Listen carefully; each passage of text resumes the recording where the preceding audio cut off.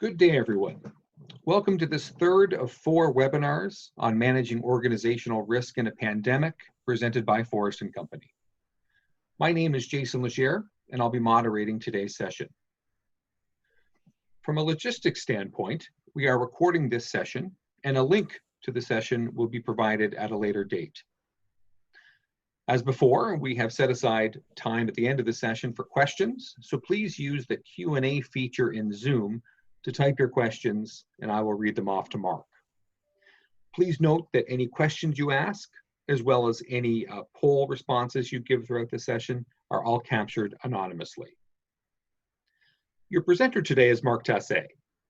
Marc is the Vice President of Risk at Forrest & Company and is an internationally recognized and sought-after expert on anti-bribery, corruption, and corporate ethics.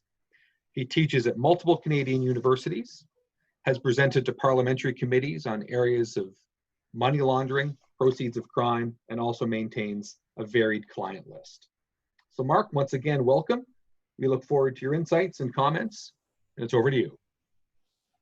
Well, thank you very much, Jason, and welcome everyone. Very happy to be with you today. Today we'll be discussing about anti-bribery management system, which is the key to any type of compliance within your organization. So this is what we're going to be looking at. Keep in mind, there is an international standard right now that is available, which is the ISO 37001. That standard came into effect in October of 2018, so it's quite new. But still, we're looking forward to get all the benefits resulting from that standard.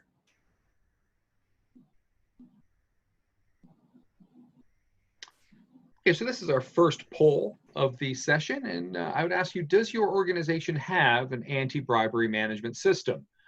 If so, how often do you believe it should be reviewed? We'll give about 15 seconds. Okay, Marc, we are split directly down the middle. 50% of respondents have said no, there is no anti-bribery management system, and 50% of respondents said they don't know if there's an anti-bribery management system. Okay, well, thank you very much, Jason. And keep in mind that very often people think that there is no anti-bribery management system within the organization, while there might already be one in place to just call under the internal control system. Bribery management system is a system that actually align with what you already have in place. So some people thought to say, okay, well, if we're going to implement an anti-bribery management system, this will be long and painful. Well, not that much if you are a company that have some good internal control already in place. This should not be such a difficulty, but keep in mind that we're not focusing mainly on internal control that relates to financial transaction. We're also focusing on how do we manage contract, how do we manage sales, and to look into a specific area, which is the area of bribery. But first, let's define what bribery is. So the way we define it, we say it's offering, giving, accepting, or insinuating any advantage in order to influence a decision, a judgment, or an action. So that can happen in major contracts. And last year, what we saw the scandal in the United States with the different universities, we actually saw that it could also lead to having students being accepted in a university program while they should not. So that was an example of a bribery. And very often when we think about bribery, we think about someone giving you a brown envelope with some money in it and in order to get something back in return. That's not always the way it actually happens. If we just just take 1 second to think about what happened in the US, they were technically accepting students on scholarship for all kinds of sports activities while the students had not even practiced the sport before. And even worse than that, at Harvard University, there was this one professor that was in charge of a specific athletic program, and his house was for sale. And one student came over and said, oh, my parents are looking to buy me a house if I was to get accepted at Harvard. And we saw your house, and your house is really well located. So I'm in the process of submitting my application, but if I ever get accepted, my parents would be interested in buying your house. And at that time, the house was listed at about $800,000 US. Well, what happened was that the parents bought the house at $1.7 million US. Okay, so it was listed at 800. They paid 1.7 million to buy it. Then, as you can guess, the student got accepted at Harvard. Then a few years later, when their student graduated, the parents sold the house, and they sold it for 900,000. So then that came up to the ears of different people that were looking into ways of maybe bribery or stuff like that, and they found out that that's what really happened. So therefore, when they confronted the professor, they said to the professor, didn't you realize that they were just like buying your house in order to have the students accept? They said, oh, not at all. They were really interested by my house. But you see, when someone is paying 1.7 million for a house that you're listing at 700,000, and that is being sold 4 years later at 900,000, there is an issue there. And that's an example of bribery. So bribery can take different forms now. It's not only to say, well, we're going to give you money in return of something. It may be if you actually help us obtain something that we would normally not do, then there will be something for you into it. And we all know that bribery creates an imbalanced business environment where decisions are made without merit as the deciding factor. So it's really based on who you know, which is not always good. We also say that bribery can impact people in an organization in any sector and at any level. And that's important. Sometimes we think that the people who will actually accept bribes don't have much money. It's not true. Sometimes the people who accept bribes are leaders, are high-ranking officials, or C-level suite that just want more money, and they think that because of their situation or their power that they get from their position, they're entitled to get all kind of kickbacks and money from people. So this is something that we also have to keep in mind. And unfortunately, bribery is often viewed as the cost of doing business in some part of the world, and it's a pay-to-play model. Well, it's true, especially in third world country. We said that for a very long period of time to say, well, you have no other choice. You need to pay the bribe, otherwise you will not do the business there. Well, the thing was that it's not because of a third world country always asking for it. It's because of the companies who wants to do business there that actually compete between themselves and actually are willing to give money to the people in those third world countries in order to secure a contract. And this is really, really bad. This is something wrong. And United Nations has been looking into that. We have the World Bank that actually debarred companies. And you see, we always have that way of thinking that we think of third world countries. But if you were to look at the debarred list of the World Bank, the companies that are there, 92% of them come from one specific country. Do you know which one? Canada. And that was because of SNC-Lavalin and all their affiliates that they had. So they represented 92% of the companies that were listed on the World Bank debarred list. So that was a big issue. SNC-Lavalin were found guilty, Siemens were found. So all the major pharmaceutical engineering firms and on and on and on in the aerospace world also, they have been giving money in order to secure contracts. That's unfortunate. This is something that you want to avoid. And this is why now the United Nations, the OECD, which is the Organization for Economic Commercial Development, has really focused on having measures that are strict to prevent those type of situations to happen. But will it always happen? Maybe, but at least you can have a system within your company that will prevent that from happening. So Jason, can you please switch to the next page? Thank you very much. So if we were to ask ourselves, why is an anti-bribery management system important? Well, it will prevent bribery to happen, and in both ways. So either the company will receive money from someone in order to do something, or the company will be paying money in order to secure a contract. So you want to avoid that. You want to protect the image of your company. Okay, this is so important. You need to actually think of the reputational risk. And too often people think of the financial risk, of the legal risk, but they forget about the reputational risk. And just think about SNC-Lavalin. We all know that for them, they had a really, really bad publicity that came out of that. The fact that they were not actually in place, and they were mostly thinking of the fact that, hey, there's nothing wrong with us. What we did is something normal. Then they realized that the perception that people had was totally different, and they had to pay fines, and their stock options went down, and their shares also, because of the fact that they committed fraud. And you want to avoid that reputation. You want to avoid all the turmoil that actually comes along with it. This is something that people have to realize, that your image is what you have the most important. So that being said, we also need to look at, so we know it's important to not be involved in any kind of way, direct or indirect, in any kind of bribery and corruption activities. So how can you actually try to mitigate that risk? Because keep in mind, you can never eliminate risk, you can only mitigate them. So if we look at what they call an anti-bribery management system, they use the word bribery, they could also just have used the word corruption. It's the same thing, corruption, bribery. So it's really a system that you put in place in order to avoid bribery and corruption. So it will be a set of measures, processes, and also documentation that will help you detect, prevent, and address bribery of and by the company and the people in it. That's important. It's not only the executive, it could be everyone within the company. So if we look at a typical anti-bribery management system, so what are they and why are they there? So first of all, it's a custom built from an assessment of the bribery risk. It's important that it's custom built.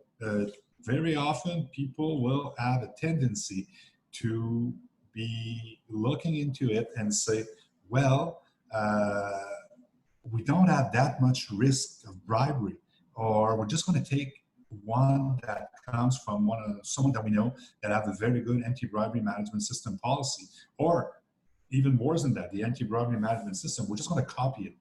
This is not a boilerplate thing. You need to adapt it, so it's custom built. So the first thing you need to do is to look at what you already have in place in terms of internal controls, in terms of policy, code of ethics, and then you compare it with what's the best practice out there. And that's the ISO standard. This is called doing a gap analysis. So, but before you do that, you keep in mind that your anti-bribery management system is custom built, and it comes from the assessment of your bribery risk. So different companies, even working in the same industries, can define differently the bribery risk. For some, it's based on their appetite. For some, they will tolerate some type of risk, some others will not tolerate it.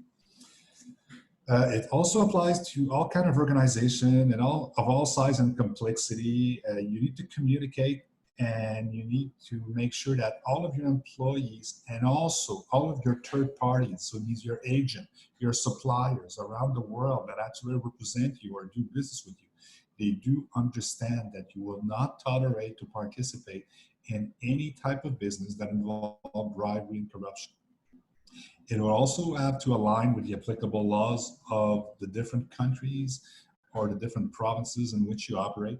And it needs to be led by the senior executives, okay? So you need to have the support of the executive. As I said before, it's not only tone from the top, it's act from the top. So the people at the top need to lead by example. We're looking at them, and if they're not actually doing it correctly, then we have an issue. And we say we need to routinely test the system for gaps and also adapt. You need to monitor it, because business are in constant evolutions. So are organizations. So they need to keep in mind that what was good maybe 6 months ago might not be good right now. And I think the situation that we're in right now with the pandemic, this is exactly what we see.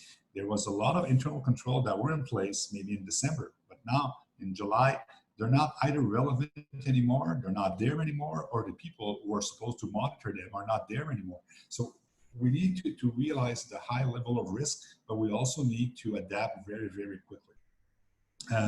You know, the ISO 37001 standard that deals with anti-bribery management system.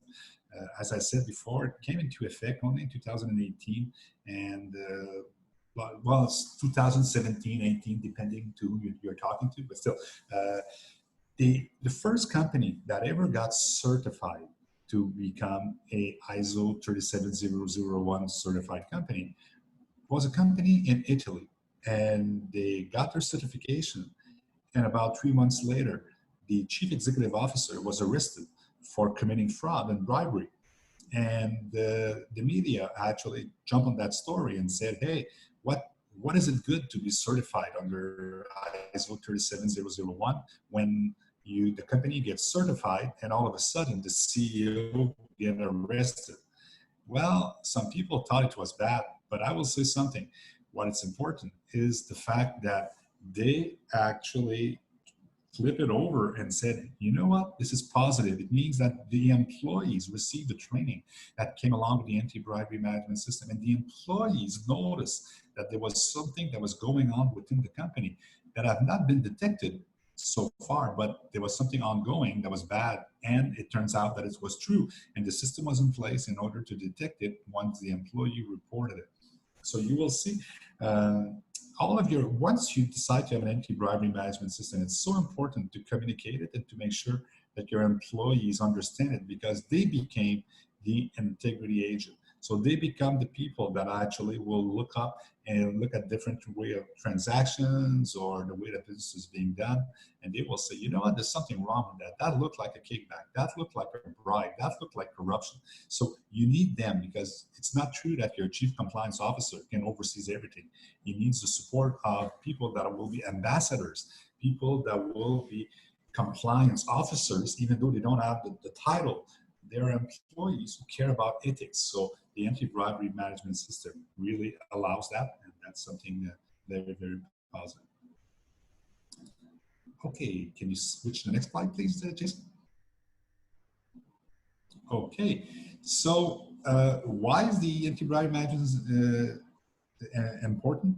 Well, the anti-bribery management system will reduce the firm risk by ensuring a robust and effective system to protect against bad actors that might attempt to bribe the firm or bribe on behalf of the firm. Okay, and you will see with COVID-19, a lot of companies are facing really hard financial times right now, and they might be willing to do things that they would normally not do in 2019 because of the fact now we're in 2020 post-COVID, or some people might say in the second wave of COVID, but we need to do something. So they need the money really quick, and they might be willing to get contract in ways that they would normally not do so.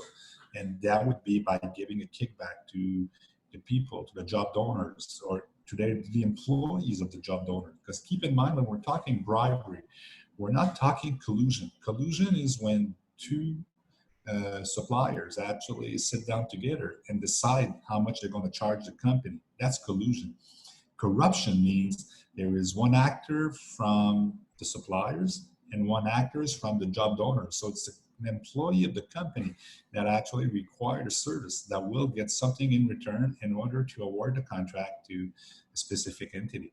And you don't want to be involved in that. That's bad. That's bad for your reputation. There is legal consequences. And there is also reputational risk that is crazy. And the anti-bribery management system will put in place a mechanism that will allow the early detection of wrongdoing before it causes any greater harm. And one of the things that we will notice with the anti-bribery management system is that one of the requirements is that you do have a whistleblowing management system in place.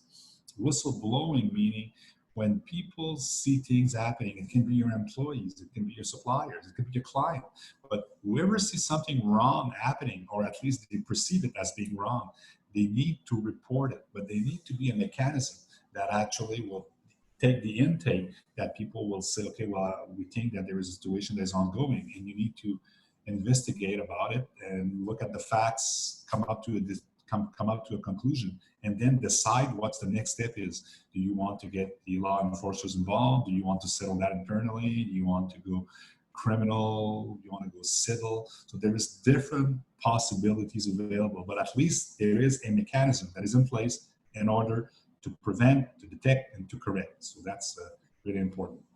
Okay, next slide, please. Okay, so this is our second poll of the session, asking the question, who is in charge of your anti-bribery management system? Okay, we have a similar subset of answers from the first poll, where half of respondents have said we don't have an anti-bribery management system, and the other half saying they weren't sure who was in charge of this. Okay, so I would say very often we see the chief compliance officer being the person in charge, and the reason is simple. If there is that function within the organization, then that's who should be technically in charge. If that function doesn't exist, sometimes it will be HR people, sometimes it will be your chief financial officer, sometimes it will be the people from the legal department. But keep in mind, if you go with legal department, people might be kind of not too inclined to talk openly about allegation or stuff like that, because they think there might be some legal consequences. The goal is to put a system in place in order to motivate people to actually use it. So you don't want them to stay away from it, you want them to use it. You don't want them to walk away, especially when they think that they saw something that was not good and they want to report it. And unfortunately, there's no system for it, or they don't believe in the system in place. Then they can actually go on the social media and just talk openly about it, and that would be very damaging for the company. So, okay, flip to the next slide, please. Thank you, Jason. So that being said, so I think we all realize that the anti-bribery management system is important. You can call it whatever you want. You can call it internal control that prevents fraud and corruption. That would be good also, prevent bribery. But the thing is, if there is something out there that has already been done for you. There's some people say, okay, but Mark, do you have an example? What does it look like? Well, the ISO standard 37001 gives you the best practice. And there is also a handbook that is available. So you can actually look into it, see what type of controls you should be putting in place, see what type of investigation you should be doing once people are reporting. So before we go any further, let's look at the life cycle of the anti-bribery management system. So once again, they're using the PDCA process cycle, which is plan, do, check, and adjust. The planning part is very important, and that's the crucial one, because when you will actually doing the planning, you will need to identify an exhaustive list of internal and external control that will be required, but you need to compare them with what you already have in place. So that's what I call the gap analysis. So you look at what you already have, you look at what you should have, and the difference between the two is the gap. And then from the gap, you decide based on your risk appetite. I know risk appetite is something that I just throw in very often, but risk appetite means what type of risk are the executives willing to take? And executives could be the C-level suite, could be the board of directors or a subcommittee of the board of directors. What are they comfortable with? They might say, you know what, we know that we don't have that in place, but still, this is something that we could put on next year or the year after. And once again, the reality of COVID-19 will actually have some company delay some stuff. But the thing is, I think you should not delay to do the gap analysis. You might delay implementing some of the processes, but do not delay do the gap analysis. And I think right now, most people should do it. One of the biggest reason why is the fact that when we do have presentations and when we talk with people, we realize that they don't know much about their suppliers. And I said that the anti-bribery management system also applies to your agents, also apply to your suppliers. So right now, situation with COVID-19, there might have been a change of control in some of your suppliers. There might have been change of operation that you're not even aware of because of COVID-19, and you still think, because you don't see them face-to-face anymore, and you think it's the same people, but then it can basically change a lot. So you need also to redo your gap analysis in terms of vendors and suppliers vetting. How comfortable are you with those suppliers? Were they your regular suppliers? Are they new suppliers? Do you know if they have good reputation? Especially if you're the government candidate, do you want to do business with people in different countries or different provinces that you might not know much about, and then find out that they were linked to criminal organizations in their own, in your country? So those are things that we're always afraid of. And the perception that people have, because before we talk about bribery and corruption, as soon as there's a perception of conflict of interest, we always think, okay, if there's a conflict of interest, there will be a bribery and there will be a kickback, there will be corruption. And if you just think of what we're living right now, like since a couple of weeks with the We Charity situation, we don't know if there was bribery or corruption. We just know that there might have been potential conflict of interests. And then from there, people can actually make up their mind and say, oh, there's conflict of interest. There must be something that they get out of it. And this is so complicated. So at least if you have a good management, anti-bribery management system in place, you avoid those things from happening, because you go with the step-by-step procedure. You ask people, identify if you have a potential conflict of interest, identify if you deal with these people. And one thing with the anti-bribery management system is that it actually deals with what we call politically exposed person, PEPs. So if you talk to people that do business internationally, I'm going to talk to you about PEPs. What the PEPs means, the politically exposed person across the world, but it also applies to Canada. So keep that in mind when you're going to be listening to the news for the next couple of days, that those things have already been covered under the anti-bribery management system. You need to build a plan, and in your plan, what will be important is to go through a different process. But as I said before, you need to have the support from your top executive, because you will need to do, once you did your gap analysis, you will need to sit down with them and ask them to say, okay, so what do you want to do? Do you want to go ahead? Do you want to align with the standard? Do you want to get certified? Do you just want us to adapt our internal control that we have in place, controls, policies, procedures, in order to be more aligned with best practice around the world?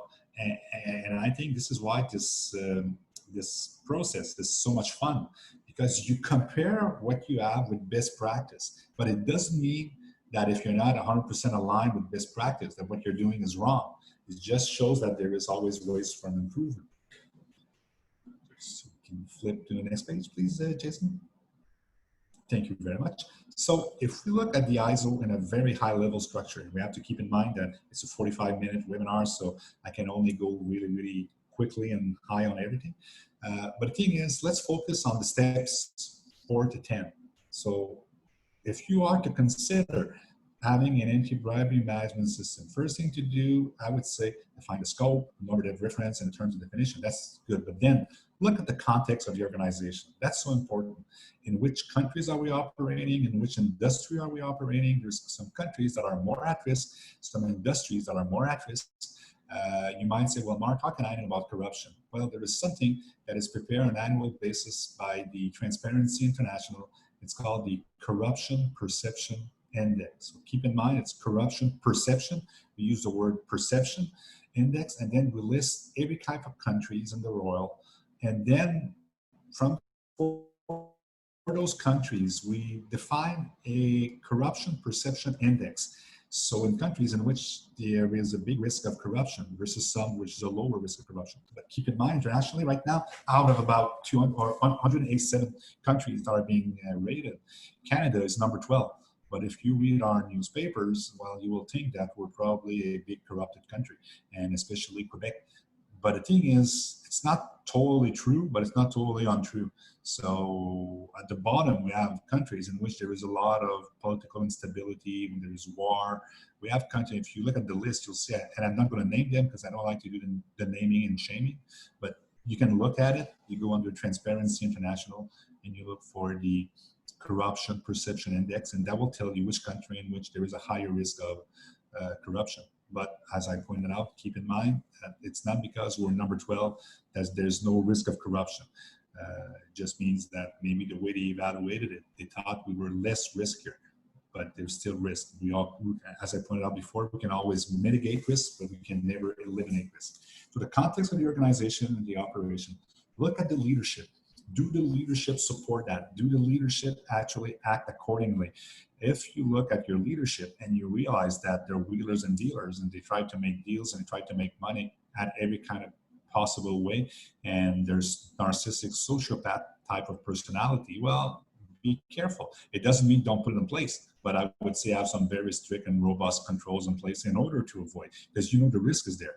When we're talking about risk assessment, sometimes it's not only to look at our third parties or partners, look at the executives. Very often the risks are at the C-level suite and board suite. There might be people that are willing to take risk, and that actually might have some consequences. The danger is that when they're supported by the lawyers, the famous chief legal officers that I sometimes call also chief loophole officers, they say, don't worry, we can actually deal with that. Well, I always say, yeah, that's right. Legally, you can deal with it. Financially, you can probably deal with it. But what about reputational risk? Can you actually quantify the cost of a reputation allegation? That's something which is argued. So look at the leadership. Plan. Do the planning. Say, how long do we think it's going to take us? How we're going to do it? And then do we have the right people in place? So the support portion is to say, do we have the people in place that have the ability to do so? It's not always about the attitude. It's also about the ability. Do they have the ability? Do they have the time to do it? Do they have the knowledge of if something goes wrong, what's the next step to do?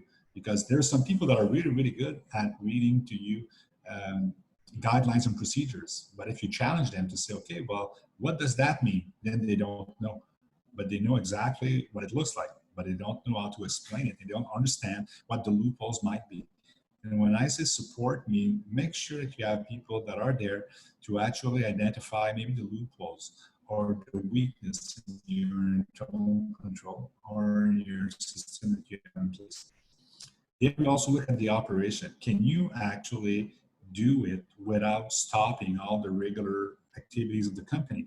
How long is it going to take? The people that are going to do it, are they going to have time to do it? Are you just adding to what they're already doing, or you're allowing them to have enough time to do so? And then make part of the performance evaluation of your employees and your executive. Make sure that whatever will come out, so take portion of the anti-bribery management system and include it in their performance evaluation. For example, if we say, well, you need to respect laws and regulation, you need to respect controls and procedures. And if someone didn't respect it, but still got the contract, well, that doesn't mean they did something great. So in this performance evaluation, you should say, yes, at the end, we actually won the contract. But the way that you actually operated and the process to obtain it is something that we don't support. And sometimes I refer to it as a short-term gain for a long-term pain. And you want to avoid that. That's one thing for sure. And the last one is the improvement.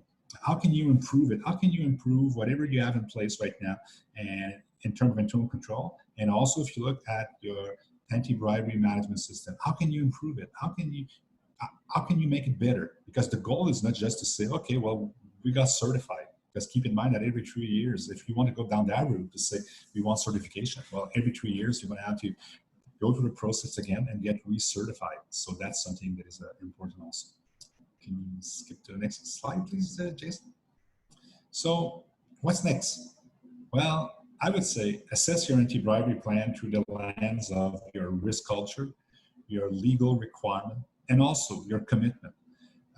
Benchmark your plan that you already have against a recognized standard, such as the ISO 37001.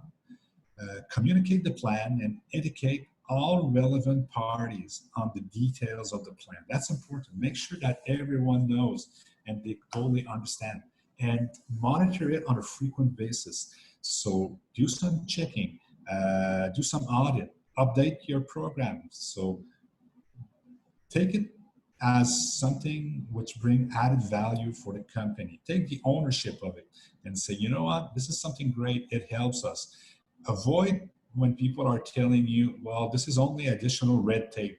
Say, no, this is something important. Controls, procedures are never red tape if they are relevant. If on the other hand, they're just there because they were there all the time and someone says to you, it's because we already did it this way, Well, at that time, I agree. This is maybe red tape that is not required. But if on the other end, there's actually you're adapting it on a yearly basis, and you're always adjusting to the new reality of the business, then at that point, I would say it's only an added value.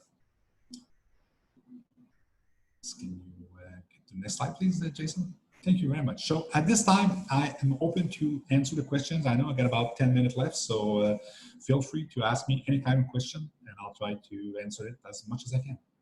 Okay, thank you, Marc. We've had a bunch come in through the question and answer function. First question I'll ask is, based on your experience, how many incidents are detected by an anti-bribery management system versus, say, internal whistleblowing? Well, we have to keep in mind that the whistleblowing system is part of the anti-bribery management system. But I would say that about, the stat shows that 72% of incidents that were discovered came from internal tips. So it was not from external parties, it was internally. So it was part of the, either you call it the internal audit team, or you call it part of the anti-bribery management system, but keep in mind that the whistleblowing system is a portion of, it's an element of your anti-bribery management system. Thank you. How do you deal with operating in countries where bribery is just a part of everyday life?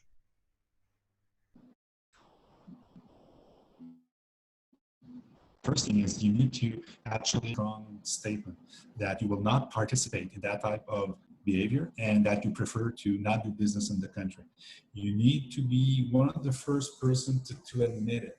And sometimes when we're looking at mining companies, they're faced very often with that type of situation. And the way they found was to really train well the geoscientists, because the geoscientists are usually the first one that actually go get into the desired country and look and see if there's really opportunities to do business there. And they get approached and to say, hey, if you want to business with us, that's the way it goes. And usually they come back to the company and they say, you know what, if we go there, yes, there might be some good business opportunities, but on the other hand, there's also risk. And are you comfortable dealing with that risk? So it's about being transparent. And sometimes you tell the people to say, I agree that in your country, that's the way it goes. Unfortunately, we don't operate this way because for us, the risk is really too high. So we're just going to pass on that one. We saw that with engineering firms that sometimes don't want to do business in some countries, or sometimes they will not do it, but they will let other people that have a bigger risk appetite just to go ahead and take the contract. Thank you. You mentioned earlier about the developing world as well as mining companies and engineering companies. The next question says, while organizations of all sizes and complexity certainly have this risk, are there industries that are more at risk of corruption or where it might be more prevalent? It was mostly the mining sectors, and this is why in Canada we have some stricter laws that companies operating in mining sectors are more subject to. Banking industries is also subject to a lot of money laundering, kickbacks, and but what we realize right now is that all the ones that involve major infrastructure projects, so aviation, construction, those are industry in which we see a little bit more. But as I say, once again, it's hard to say that to name some industry in particular. There's some that we already know, but the danger is always the one that always goes under the radar, that we think it's normal. I would say charity. And I would say, you'll say, Marc, you didn't came up with the nicest answer today because you just have to listen to the radio. But through charity organization right now, it's always not easy to understand their financial statements and to understand where the money goes. And sometimes they deal with a lot of third parties in a lot of countries.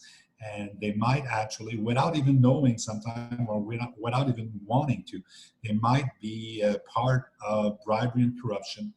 And even though it's on a small scale, it doesn't matter. It's still bribery and corruption. And if someone actually takes a cell phone, video, type something, and then upload it on the social media, the credibility of your organization is gone. And that's what I would say a charity and a fundraising organization are really, really scared of.